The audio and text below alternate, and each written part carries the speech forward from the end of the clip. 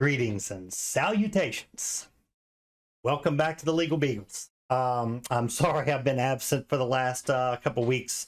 We've had a lot of stuff going on, both legally and with all kinds of personal business and actual business and things of that nature. So I do apologize. If anyone out there has had some interactions with HOAs, I'm looking for someone to come on and talk about that.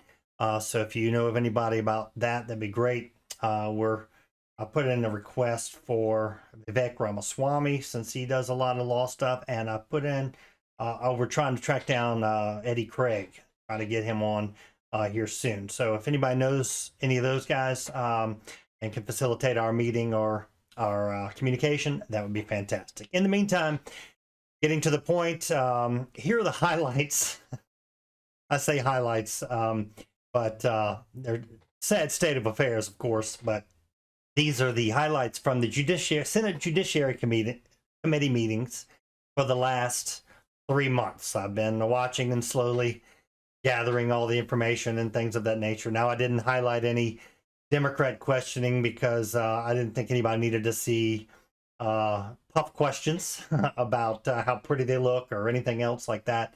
But I wanted to go ahead and put these out and let you see. Now, I will tell you that all of these nominees are still awaiting confirmation in the Senate, so it isn't a done deal. But they've all been reported favorably to the Senate floor, and they're awaiting a vote. So, with that being said, we'll catch you on the flip side. But enjoy the disaster that is quickly becoming the judiciary.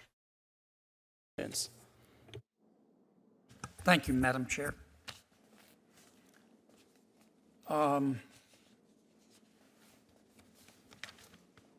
Judge Dixon, can you tell me about the full faith and credit clause of the Constitution? It's me, Senator Kennedy, Judge Valenzuela. Oh, I'm sorry, I can't see that far. Okay. I just got new glasses. Judge down here, and then we'll come this way. Judge Court, Senator, I had the same issue when I walked into the room. I thought that it would be difficult to see my last name, so no need to apologize. Okay. So, and I apologize. Your question is the full faith and credit clause, yes, ma'am. clause of the Constitution. It requires that the states give full faith and credit to judgments of other states. Okay, very good. Judge Netburn, I was looking at your resume. You went to Brown University, is that right? I did. And then you went to law school in California? That's correct. And you've worked for the Brennan Center? I interned. I was a law student intern. Okay. And you worked for the Center for Reproductive Law and Policy? I was a law student intern there for 8 weeks during my 1L summer. Okay. And you are a political activist, aren't you? I am not. I'm a sitting United States magistrate judge. Okay, all right. Do you remember an inmate named William McLean, also known as July Justine Shelby? Yes, I know who you're referring to. Okay. Mr. McLean raped a child, didn't he? 30 years ago, the petitioner in the habeas case before me, Did he rape a child? he pled guilty to that crime. Yes, it's abhorrent. And then he raped he raped a little boy, right? I believe that's correct. I believe he pled guilty to 2 acts of sexual violence. And then he raped a 17-year-old girl, right? Again, this case was handled by the state court in Indiana, but I believe... I'm just asking you the facts. Don't stall on me now. Did he rape a 17-year-old girl or not after raping a 9-year-old boy? I believe that's what he pled guilty to. Okay, and then he went to prison, didn't he? Yes, the petitioner was... And then he came out and he sent child porn, basically adults raping little children, to another sex offender. And he was sent back to prison, right? The petitioner pled guilty to Was he sent back to prison? Well, that case was in the federal system, so... Was he sent back to prison? Yes, this time to federal prison. Thank you. And then he decided to transition, and he became a female and started going by July Justine Shelby. Is that right? Yes. And Ms. Shelby said, I don't want to go to a male prison. I want to go to a female prison. And the Board of Prisons said, what planet did you parachute in from? You're going to a male prison with this kind of record. And you sent him to a female prison, didn't you? You said that the Board of Prisons was trying to violate Ms. Shelby, former Mr. McLean's constitutional rights, didn't you? I issued a report and recommendation to the district judge recommending that the district judge transfer the petitioner to a women's facility. The district judge adopted that recommendation. You said that the Board of Prisons was trying to violate Ms. Shelby's, Mr. McLean's constitutional rights, didn't you? So I based my decision on the facts that were presented to me in the record evidence. But it wasn't that your ruling? I recommended finding that under Estelle versus Gamble. Why won't you admit that was your ruling? Are you ashamed of it today? I'm not. I'm answering the question. I applied Estelle versus But Gamble. was that your ruling? My recommendation was that the petitioner's serious medical needs were being denied by keeping her in a men's facility. A violation of the Eighth Amendment, right? That's correct. Okay. And how big was Ms. Shelby, Mr. McLean? I don't have a specific recollection. Your colleague just suggested that she was more than 6 feet tall. And you told the Board of Prisons, well, she'll be okay. The other women in the female prison will be okay because it's only hypothetical that Ms. Shelby, Mr. McLean would reoffend again after he's already raped a 9-year-old boy and a 17-year-old girl and has been sending child porn through the mail. You said there's no chance he'll reoffend again. Did you say that? Senator Kennedy, I based my decision on the record. But am I evidence. right? Did you conclude that? I don't have a specific recollection of that. I did recommend that after finding a constitutional violation. What were you thinking in saying it's only hypothetical that she would reoffend? The facts of the case were that the petitioner had last engaged in a contact offense 30 years ago. The petitioner had not engaged in any contact offense. In addition, the medical evidence made clear that for the last 5 years, the petitioner was sober and hormonally entirely a female, and there was no evidence. The Board of Prisons didn't agree with you. I'm not going to run out of time here. You're really a political activist, aren't you? I am not, sir. But your record demonstrates otherwise. I disagree. I apply the law to the facts and come to a fair decision. All of my decisions that have been appealed, particularly this one, the district judge adopted my report and recommendation in full, and the government did not move for a stay of the decision. Government did not move for a stay of the decision.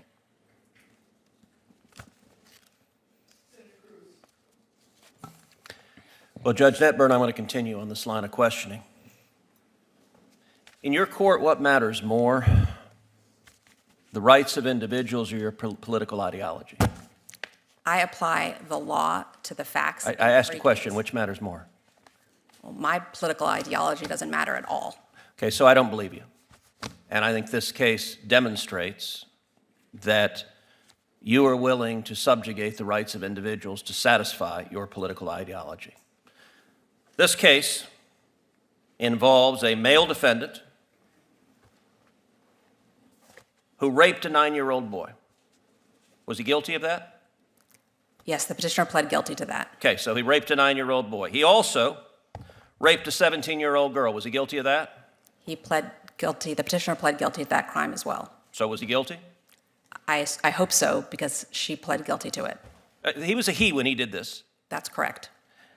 And also criminal deviant conduct, which the record doesn't disclose what that was exactly. Then, after serving in prison, Mr. McLean was released for parole, but then violated the terms of parole by having internet and was sent back to prison. 1 year after being released again, he was convicted of having child pornography. Is that correct? I'm unclear on exactly the time frame that you're at, but the petitioner was convicted of distributing child pornography. Child pornography that was images of adults violently raping children. Abhorrent conduct. Okay.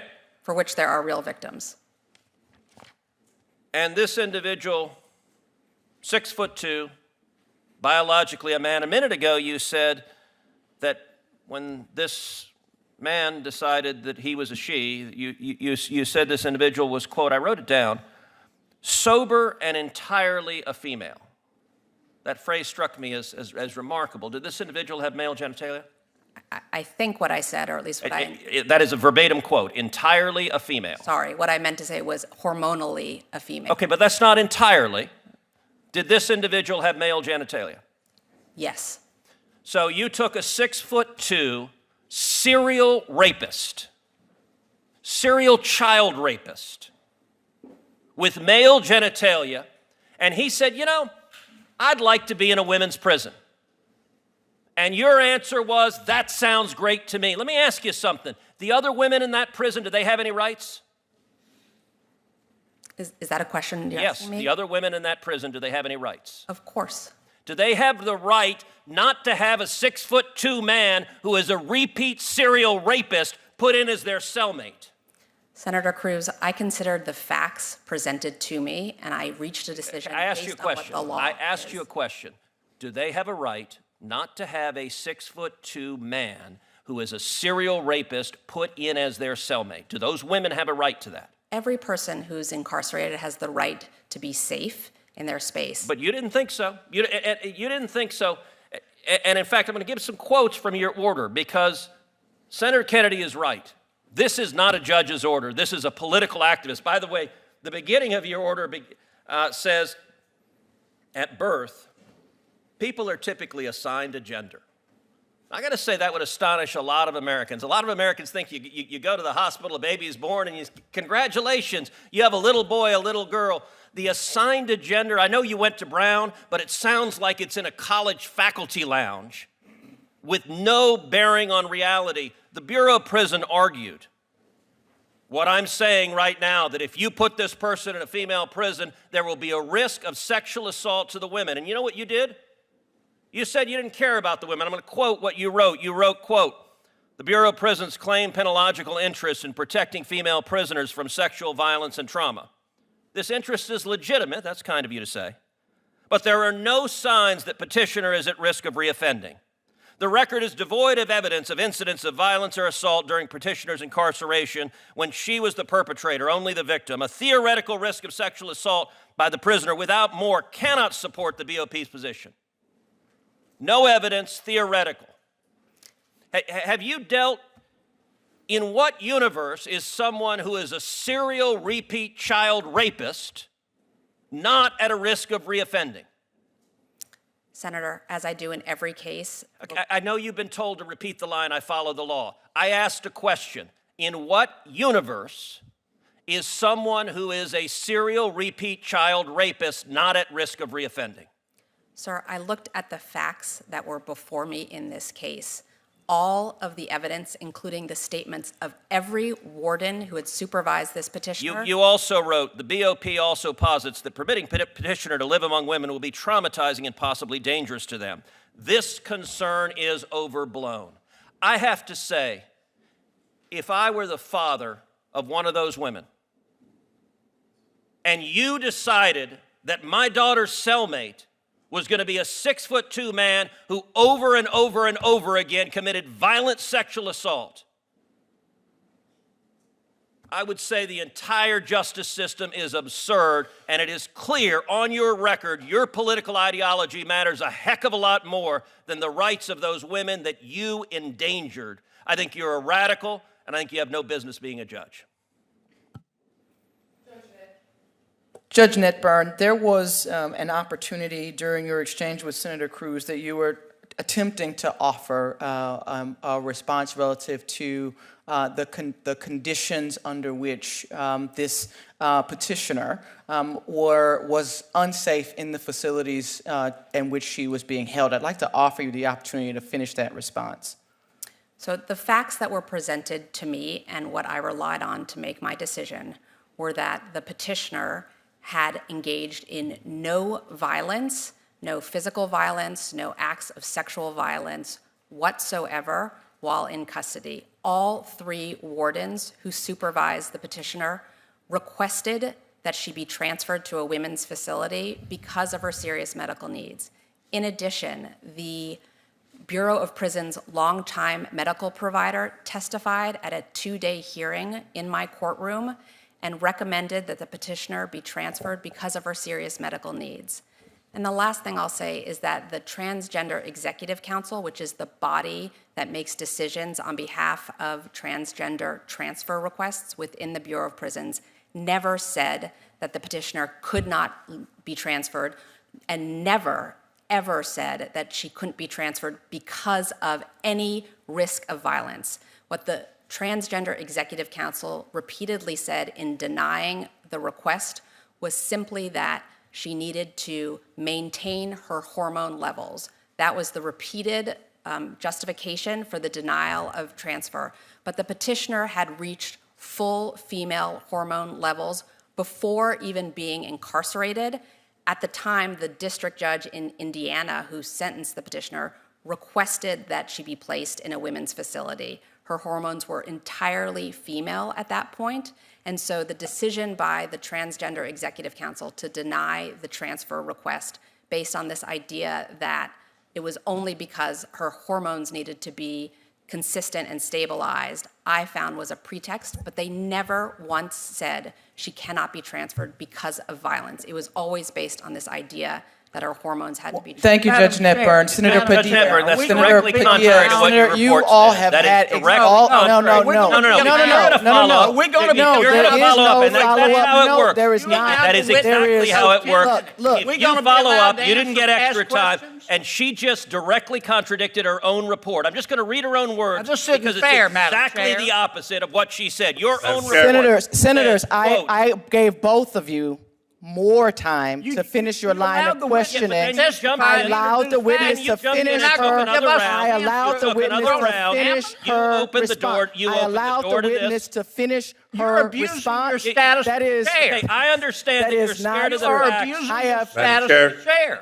Senator Madam Chair, Padilla? You Madam can't Chair, just open Thank you, up Madam Chair. testimony and then she not has an give us a obligation to chance explain cross-examine. why she directly contradicted what she wrote in her report. She says in her report, the Bureau of Prisons' claimed penological interest is in protecting female prisoners from sexual violence and trauma. She just told you the Bureau of Prisons didn't say there was a concern about sexual violence and trauma. Those are directly contradictory, and why are you contradicting what you wrote in your report? And what are you Madam trying to Chair, I hide, believe Madam I have Chair? the floor. No, wait, point of I order. believe Senator I Padilla. have the floor. Senator Trying to Padilla. hide, Are you going to let her Madam answer that question, Senator or you Padilla. don't want her to answer that question? Senator You're Padilla. afraid? This Very is much, a Madam cover-up, Chair. Madam Senator Chair. Are you Padilla. afraid of the answer to This that is question? no Cover-up. Are you Senator afraid Padilla. of the answer to that question? Senator Colleagues, Padilla. So yes, My you are time. afraid of the answer to that question. Senator Padilla. Please hold Clearly, my you're time. afraid of the answer to that question.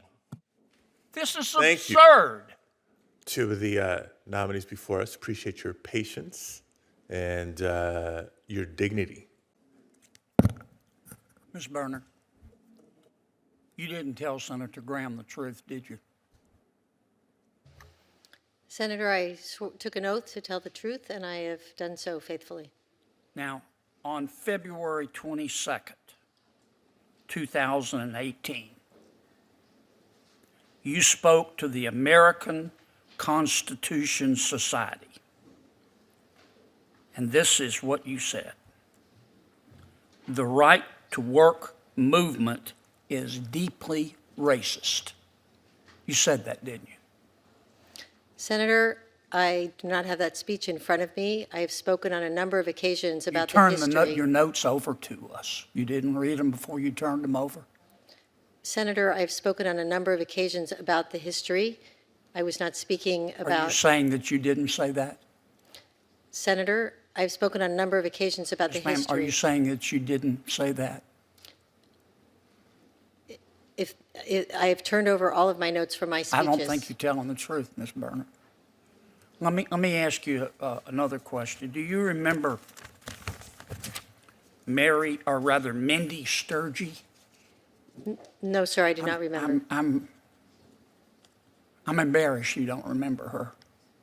She was one of your union members.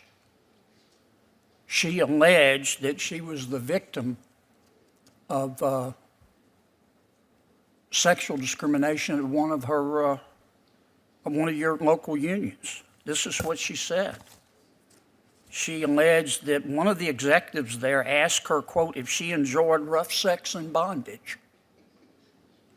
She said that the chapter president, Mr. Dave Regan, asked her, quote, does the carpet match the drapes? And, quote, what would you do for some jewelry? She alleged that Mr. Regan told another staffer, quote, that the only way she is getting a job is if she sucks my member of the male anatomy. Another employee said in an affidavit that Mr. Reagan, quote, went around asking women if he could sniff their panties, close quote, at an October 2017 work party. She said another executive, quote, grabbed my upper thigh while I was driving. And she wrote you and asked you to investigate. And you said no, didn't you? Senator, I have dedicated my career to representing women and families. That has been my work. You said no, didn't you? Senator, You told her that let her own chapter represent or investigate its own misconduct, didn't you? Senator, I'm going to give you additional time, but I want the witness to be able to fully answer the question. Senator, the letter that you are quoting from, I wrote in my capacity as counsel to my client. It was the position of my client, and I was acting as an advocate. You refused to investigate, though, didn't you?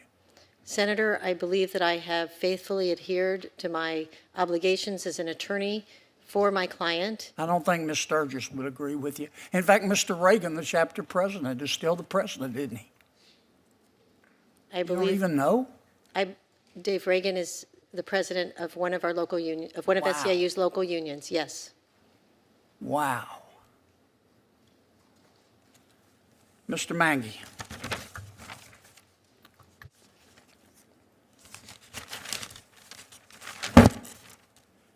I just want to be sure I understand your testimony, sir. You have more sympathy for the criminal than the victim, don't you? Senator, I worked on behalf of victims of crime zealously as a prosecutor. As a judge, I listened carefully to understand impact on victims, and I have always take that into account. Do you know Micah Smith? Michael Smith, Senator? Micah, M-I-C-H. I don't believe I know a Micah Smith, Senator, no. Okay. I bet the victims of Micah Smith remember Micah Smith if you don't. Senator, there was a defendant I sentenced named Michael Smith. Mr. Smith molested a 4-year-old girl, didn't he? Senator, he was convicted after trial of unlawful sexual contact under Maine law. That's a nice way of putting it. That was the charge, Senator. Right. Mr. Smith molested a 9-year-old girl, didn't he? Senator, again, he was convicted of unlawful sexual contact against 2 children. In that case, I did impose the sentence the state requested. At oral argument, this is how Mr. Smith's conduct was described. Quote, you heard this testimony. All of the abuse is done in the same fashion. Smith would rub his fingers in a circular motion on the vagina of each child, and he did so repeatedly. Now, where I come from, we call that sexual abuse. You can pretty it up all you want to, Judge. This is what you said at Mr. Micah's sentencing. These are your words, not mine. What I can say, you said, is that this is a very tragic situation of a person who has a lot of good in him. A lot of good in him. Having done a very reprehensible thing to 2 young children causing extreme damage. Did I read that correctly? Senator, in that case, I imposed the sentence the state requested. Did I read that, your quotation correctly? Senator, that I think is a portion of what I said at sentencing. My focus was on. But the words I read, are they correct? That's what was reported in the paper, Senator. I have not seen a transcript of the sentencing. I bet the victims remember, Judge. You might have forgotten, just like you forgot his name, but I bet the victims remember. And then you handed down a sentence. You gave Mr. Smith 12 years, but you suspended 6 of them, didn't you? Senator, that was at the recommendation of the state because but it was your ruling. Did you? Is that an accurate statement of your ruling? Senator, I accepted the state's recommendation that 6 years should be suspended so that Mr. Smith would be required to participate in sex offender treatment. I appreciate the lengthy explanation, but I think it's a pretty simple question. That was your sentence, right? Yes, I imposed the sentence the state requested in that case. Are you familiar with the Bangor Daily News? I am the Bangor Daily News, Senator. Right. Did you read the article they wrote, quote, light sentences send a message that domestic violence does not matter, end quote. You remember that article? I have read it, Senator. I believe it mischaracterizes a case that is That article was about you, wasn't it? My recollection, Senator, is that it described several different cases. The case that I worked on that was described there, the defendant in that case was acquitted by a jury of the most serious conduct, and that was not reflected in that article. And so the newspaper got it wrong. That was an op-ed that I believe misunderstood what happened, which is the jury acquitted the defendant of the most serious conduct that he was charged with. I was not the fact finder in that case, and so at sentencing I was bound by the jury's verdict. Let me ask you, I'm going to run out of time here. I wish I had more time for you, Ms. Campbell, but I've seen a lot of activist judges, and I'm not saying you're the most activist, but the list you're on, it sure doesn't take long to call the roll. Let me finish with this question. I'm going to end as I began, Judge Lopez. You have more sympathy for criminals than victims, don't you? Senator, I have the support of the Maine Coalition to End Domestic Violence and the Maine Coalition Against Sexual Assault. I believe that support is a reflection of the work I did as a prosecutor, as well as the care I take with cases involving victims as a judge. You're embarrassed to answer my question, aren't you? Thank you to the nominees for being here. I'm sorry that I was unable to preside, but in the capable hands of my colleague, Peter Welch. Judge Lopez. Thank you, Mr. Chairman. Judge Wise, why don't we start with you? Until earlier this year, you served on the board of the Alameda County chapter of Girls, Inc. Now, this is an organization that seems to do some good things, helping disadvantaged girls. But is one that's also taken some radical positions on sex, on gender. Girls, Inc.'s definition of gender states that, quote, a girl is a young person who identifies as a girl, regardless of her assigned sex at birth, or who identifies as a girl while exploring gender identity or expression, close quote. Do you agree with this definition? Good morning, Senator Lee. First, I will say that I believe what you're reading from is a policy regarding Girls Inc. National, which I think might be out of New York. My only role has been in the limited capacity in Alameda County, where I am. I have no familiarity with the remarks that you made. I'm not familiar with those comments. You agree with them? I mean, what I know of Girls Inc. is that it focuses on girls in our community, primarily starting at kindergarten for literacy. Do you share the view expressed in the statement? I don't have any opinion about those particular remarks from Girls Inc. National. We've heard from many women, many of whom are sexual assault survivors, parents of girls, about the physical and psychological risks of being forced to share bathrooms, locker rooms, other facilities with biological males. Now, this concern is far from being just hypothetical. It's not one that's just being dreamed up. In Loudoun County, Virginia, just a few miles from here, a 15-year-old boy wearing a skirt and claiming to be a transgender girl was convicted of sexually assaulting 2 girls in girls' bathrooms at school at 2 different high schools. Now, the schools allowed him to be in the girls' bathroom because of the same bathroom policy that, from what I can tell, you seem to have advocated for. Now, have you considered how your advocacy and the positions you've taken on this front might adversely affect girls? First of all, I will say I think there might be some confusion about the article that I wrote. The article that I wrote took no position about who should be able to use a bathroom. Everyone should be safe, including girls and women in all bathrooms, in locker rooms, everywhere. All of us should be safe. I care very much about the rule of law. I wrote nothing about people who are gay or straight or transgendered at all. My article had nothing to do with that. Well, here's one of the things you say in that article. This is going back to the Time magazine article. Quote, if modern science recognizes that sex has countless natural permutations, and if birth certificates, physical observation, and even chromosomal testing cannot reliably categorize every individual as either male or female, then our judiciary cannot be required to make gender findings antithetical to that reality. Could that not be extended to cover the kind of situation I described in Loudoun County? In other words, if you've got a bathroom policy that says that if you are a biological male and have been identified as such because you have male characteristics, you may not use a female bathroom. I'm not sure if you were here a moment ago when I was speaking to this issue. My very limited concern were about children at the moment of birth who a doctor cannot properly assign as male or female. I understand that, but I think you would agree the quote I just read to you goes well beyond that.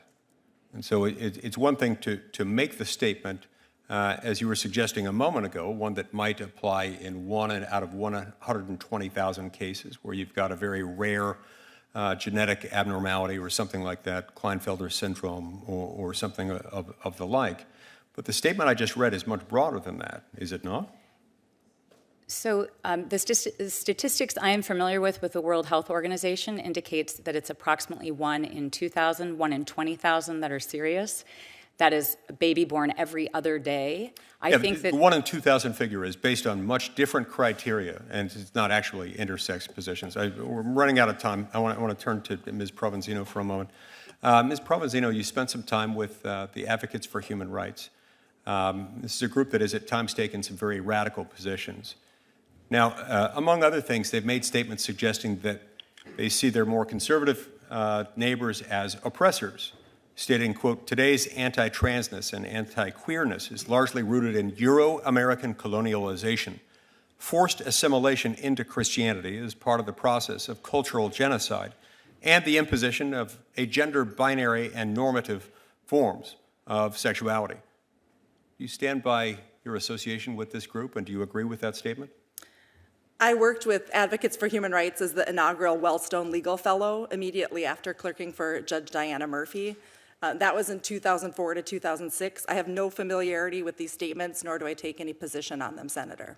Okay, so you don't disagree with them now. Let me just ask one more follow-up question. I'll be done. The same group has made some other statements touching on things within the state of Minnesota. Last year, the group wrote about racism in Minnesota. Quote, this was an unprecedented opportunity of the Twin Cities community to address the systemic state-sanctioned violence against black and brown communities in Minnesota. Time and time again, Minnesota's elected leaders have failed to make meaningful change in the state's law enforcement practices and accountability mechanisms. Now, do you believe that the state of Minnesota and its elected officials are fostering state-sanctioned violence against ethnic minorities? I'm not familiar with that statement, but as you're phrasing it and explaining it to me, I do not agree with that, Senator. Okay, I see my time's expired. Thank you, Senator Lee. Thank you very much. Senator Klobuchar? Very good. rooms. Thank you very much. Senator Kennedy?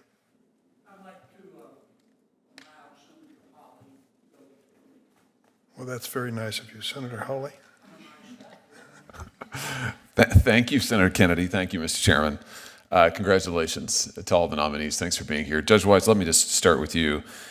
So as I understand it, you don't think that there really is any clear-cut distinction between male and female as biological categories. Is that correct?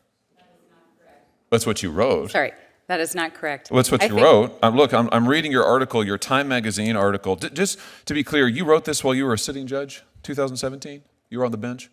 That is correct, after a case I had. Right. So, interesting choice to be writing opinion pieces about your cases, but in any event, you say that controversial pieces of legislation enacted in the last 2 decades rely on a clear-cut interpretation of sex, what I just asked you, but you say that that's wrong. In fact, gender is an intricate continuum and not 2 tidy boxes. That's what you say. So have you changed your opinion? You just gave me a different answer. I believe that generally speaking, there are 2 sexes, male and female, that are designated by a doctor at birth, and that applies to the vast majority of people. But that laws that are based on that distinction are impermissible. That's what you say in this article. Is that correct? That's still your view? That is not what I say. Really? You say that if there is, for instance, a law that requires a distinction between male and female in bathrooms, that the judges cannot apply that law with any consistency, can't apply it consistent with equal protection. There are no, what is it? It's virtually impossible for judges to consistently apply a law that permits or prohibits conduct based on whether someone is a man or a woman. So all bathroom laws that require biological sex, that designate bathrooms based on biological sex, are impermissible? That is not the position that I took in the article. That's what it says. It's impossible for judges to consistently apply a law that permits or prohibits conduct based on whether someone is a man or a woman. And you specifically cite bathroom laws as an example of this. In fact, you criticize the then Trump administration's designation of gender-based bathrooms. Right? Sounds like you've made up your mind on a lot of things, but I just want to get clear on this because this is an important issue, certainly to people in my state. It's a very you important think issue. you think that bathroom designation, same with locker rooms, I guess, girls' locker rooms impermissible? Biological men have to be permitted into girls' locker rooms? That is absolutely not what I said in my That is article. absolutely the import and the takeaway of your piece. You suggest at least 3 different constitutional problems with any gender-based laws, including specifically bathroom laws. You write about it. Equal protection violation, due process, void for vagueness. I was making a list as I was reading through. You say that our biological variability means that a 2-bathroom, even 2-sex-based approach is inadequate. Judges cannot apply it. So if Title IX is interpreted to protect women's sports, biological women playing sports with other biological women, it's unconstitutional? Senator, That's a yes or no? I was referring to the 5 babies born a day that doctors have challenges. No, you wrote an article that is extremely broad that pronounces on a range of issues and pronounces quite definitively. What's this comment at the end of your article about the fact that judges must see the world through a secular lens, and when legislators blur the lines of church and state to enact laws that permit or prohibit conduct based on biological gender as only male or female, they place an impossible burden on the judiciary? What's that mean? That distinctions between male and female are a violation of church and state? Judges have to be able to administer these laws if the direction, and I have to tell you, I work really hard to get it right, to do exactly what Congress tells me to do and the legislature tells me to do. And as a result, if a doctor finds it difficult to identify at the moment of birth for certain children. Is a law that distinguishes between male and female a violation of church and state? You say when legislators blur the lines of church and state and enact laws that permit or prohibit conduct based on biological gender as only male and female, they place an impossible burden on the judiciary. So this is a First Amendment violation?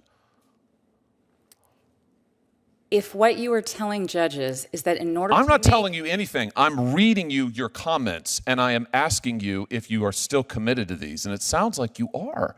I have to tell you, I think these positions are insane.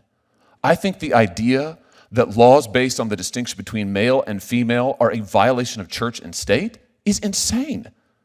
Totally insane. I think the idea that laws that would say women's locker rooms are protected from biological men, that those are impermissible, that's insane. But that's what you say in this article. You're going to have to recuse yourself in a lot of cases, aren't you? Will you recuse in every case involving biological sex, if you are confirmed? Senator, respectfully, that is not what the article says. You have pronounced on all of these issues. Will you recuse yourself in any case involving Title IX, biological sex, challenges to locker rooms, girls' sports, bathroom bills? All of those things are covered in this article that you wrote while you were a sitting judge. Don't you think that was impermissible? Will you recuse? Let's get an answer to that. Senator, your time is expired. Will you recuse?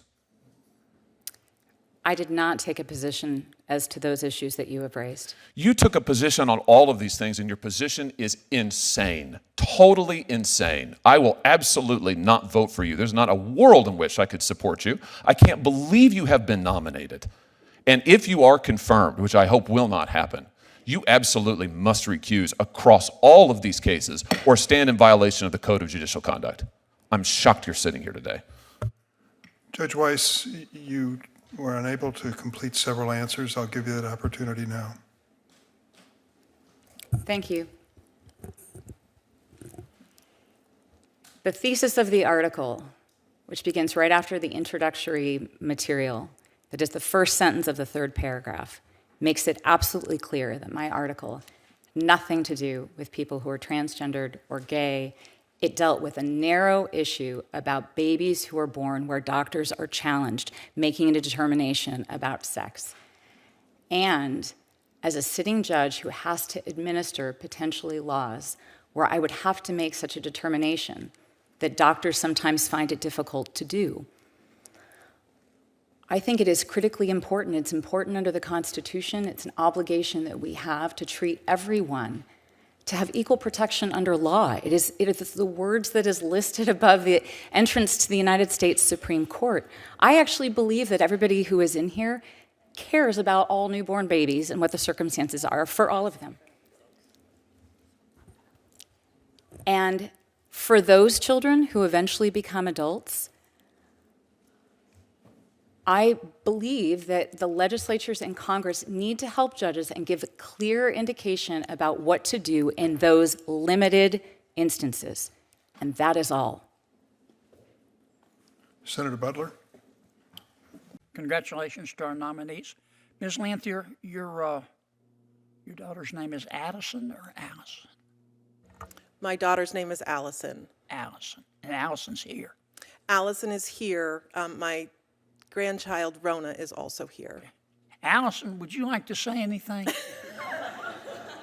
If you change your mind, just let me know, okay? And I'll stop. If you say anything, be careful, Senator. Ms. Henry, let's talk a little law. If I challenge a rule under the Administrative Procedures Act, what do I have to prove?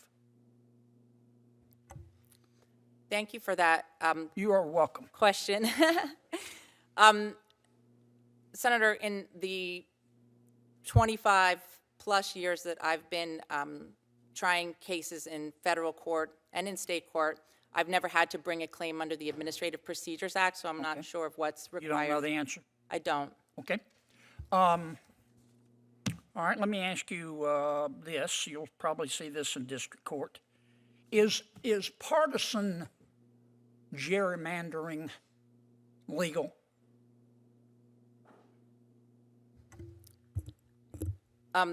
Thank you for that question. You're welcome. I think that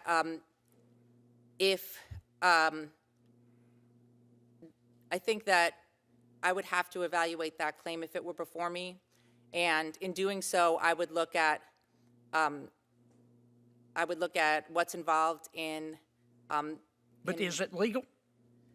Senator, I have not had that issue before me in my years. Do you know what of it practice. is? I do understand. What I understand is that is when the districts are separated, voting districts, based on different political groups. Yeah. Yes. Okay. Is it legal or illegal? Senator, I haven't had that issue before me in my 30 years of practice. You don't know? So, but if I'm faced with that issue, I would research it and I'd be prepared to address it. Okay. All right. Do you know what a blue law is? I'm sorry, Senator? Do you know what a blue law is? A blue law is... Studied that in law school, I'm sure. I believe a blue law, Senator, is having to do with selling alcohol on certain days. Yeah, like usually on Sunday. Like, yes, Senator. Yeah. Does that violate the Establishment Clause? Does the blue law, let me be more precise, I'm sorry. Does the blue law violate the Establishment Clause? Senator, I don't believe a blue law does violate the Establishment Clause. Okay, why not? Well, because, Senator... If a legislature says you can't open and sell, let's say, food or anything on Sunday, not Thursday, not Saturday, Sunday, why doesn't that violate the Establishment Clause? Senator, I think there was an issue in a recent Supreme Court case that talked about whether they could force, it was a postal worker, to have to work on Sundays because that violated his religious beliefs to have to work on Sundays. And what the that wasn't under the blue law. Oh no, I was just yes, I understand that. I understand that was an issue though related to the Establishment Clause, which I thought was what we were talking about. But I'm asking just a real precise question. I'm going to move on if you don't know. Okay. Tell me why, just succinctly, like you were back in law school. Okay. Why a blue law violates or doesn't violate the Establishment Clause? It seems obvious. Well, the issue is whether, in looking at the Establishment Clause, of whether the action of the state in saying that you can't be open on a Sunday would would either interfere with the free exercise of the persons, or it would be the government establishing a religion. Yeah, I understand the issue. Okay. So what's the answer? So the answer is that I believe that there's case law on the fact that there can be blue laws that allow alcohol stores or places that sell alcohol to not be open on Sundays. Okay.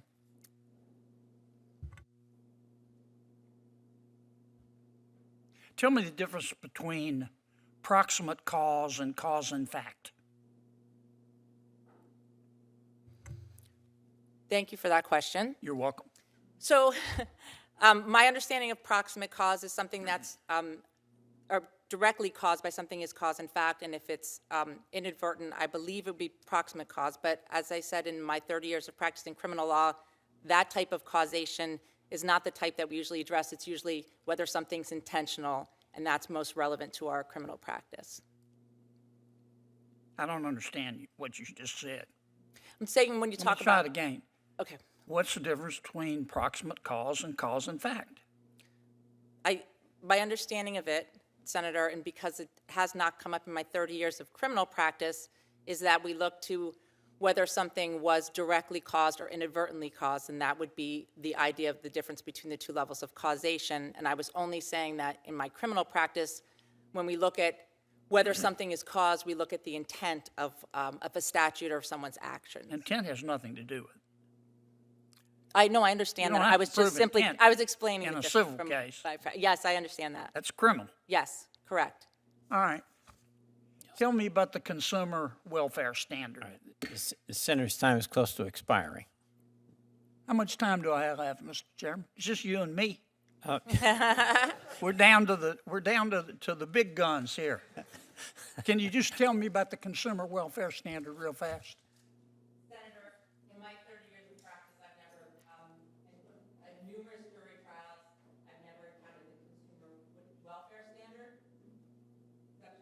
Yes, ma'am. You don't know what it is? You'd look it up. Okay, you're going to be doing a lot of looking up, it sounds to me like. All right, Allison, did you change your mind? Anything you want to say? You sure? I'm good. Okay, how about vote for your mom? Yeah, do that. There you go. Thank you, Mr. Chairman. I like that last question, Senator from Louisiana. Senator's time has expired. Thank you. Just one question for each of you. One of the wonderful things I think each of you brings to this is that you're... I'm trying to understand your answers to this committee. Let's start with the workers' dignity question, because your truthfulness under oath is surely, I notice my friends across the way now are utterly uninterested in any organization you've been a part of. They're suddenly utterly uninterested in things you wrote in the past. They're utterly uninterested in who you give money to. That wasn't the case just a few years ago, but be that as it may, surely they're interested in your truthfulness. I have now counted, just as I've sat here today, 4 separate answers by you, all of them conflicting as to what exactly was your relationship with workers' dignity. So let's just get this nailed down. First of all, did you disclose your relationship with workers' dignity to this committee? Don't look at the chairman, look at me. I'm not sure that I included that. I don't remember, Senator. Oh, I think you do. The answer is no. You did not disclose it to this committee. Then you told Senator Grassley, I've never represented that group. Then you told Senator Lee, next, that you had indeed advised them, and that you'd advise them as a member of a legal advisory board. You said 10 years ago, right? Then you told Senator Cruz that, in fact, you told Senator Lee you'd advise them briefly. You told Senator Cruz, actually, you'd advise them for 3 years. Then you told Senator Durbin that it wasn't 10 years ago, it was 15 years ago. So what is it exactly? You didn't disclose your association with this radical group to the committee. You're currently listed now, your own bio lists you as a legal advisor to the Workers' Dignity Group from 2013 to the present. To the present. The Tennessee Bar Association cited your work with this group for your nomination. So what is the story? When did you start working for Workers' Dignity? Senator, more than a decade ago, for 2 or 3 years, I served on a legal advisory committee or board. So you gave them legal advice. We were helping them set up as a nonprofit. So you represented them. So you lied to Senator Grassley earlier when he explicitly asked you, did you do any legal work? And you said no. Senator, in fact, you served on a legal advisory board. That's your testimony now. Correct? Senator, I served on this board. On a legal advisory board, correct? Correct. Okay. So you lied to Senator Grassley here under oath. What else have you lied about? Workers' Dignity has condemned Israel's ethnic cleansing of Palestine. They have said that Israel is engaged in ethnic cleansing. Do you agree with that? No, Senator. How can I believe you? You just lied under oath a moment ago to Senator Grassley. You've lied to us up and down on this committee. I mean, this is a serious problem, Ms. Campbell. I have to say, I've never seen a witness, never, in 5 years in this committee, sit here and lie to us and change the story person to person. Why are you doing it? What is it? Why are you afraid to tell the truth about workers' dignity? Why have you lied to this committee? Why didn't you disclose it? Why did you lie to Senator Grassley? Why have you changed your story every time you're asked? Senator, I have not lied to you today. I've tried to represent my participation with this group. What you've done is you've misrepresented your participation with this group. You apologize to Senator Cruz for any confusion. You've created the confusion. Deliberately. Deliberately. Let's talk about something else that you've created confusion for. The biggest political donation that you have ever made is to Odessa Kelly, this radical candidate who said that members of this committee are Satanists, who endorsed violence. Why did you give money to Odessa Kelly? Over $1,000. I mean, that's not nothing. That may be nothing to you. That's not nothing to most people. Why did you give money, the most money you've ever given, to this person? Senator, Miss Kelly lives in my neighborhood. She's one of my neighbors. And you agreed with her views? No, on those views that you've read, I don't agree with them. Oh, I haven't read any of them. I'm just asking you. Do you agree with her views? I mean, you gave her more money than anybody else. Your governor, your state senator, your attorney general. You gave her the most. I do not agree with all of her views, no, Senator. Well, which ones do you agree with? Can you name one? Senator, I know that she is my neighbor, and I'm a neighborly person. Oh, I see. You're a neighborly person. Well, I tell you this. You have represented to this committee that you didn't know what Odessa Kelly said and the outrageous, frankly, outrageous things that she said and did. You said you didn't know anything about workers' dignity. You lied to us about your association with that group.